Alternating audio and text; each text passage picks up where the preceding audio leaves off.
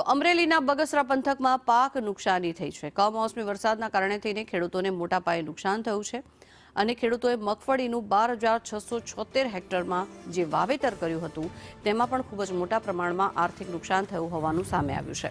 9,707 હેક્ટરમાં કપાસ, 102 હેક્ટરમાં ડુંગળીનું વાવેતર કરવામાં આવ્યું છે, ત્યારે કમોસમી વરસાદથી ખેડૂતોનો પાક બરબાદ થઈ રહ્યો છે। માવઠાના કારણે થઈને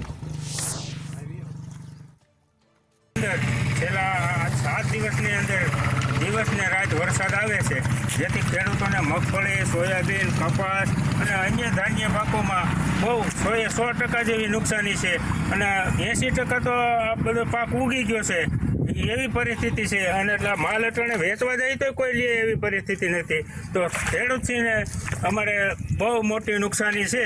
અત્યારે ખેડૂતની પરિસ્થિતિ એવી છે કે કોઈ જાતની કોઈ પાક હાથમાં આવેલો નથી।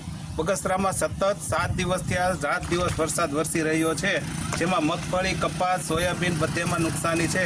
તો સરકારશ્રીને ખાસ વિનંતી કરીએ છીએ કે કોઈ રાહત પેકેજ જાહેર કરે।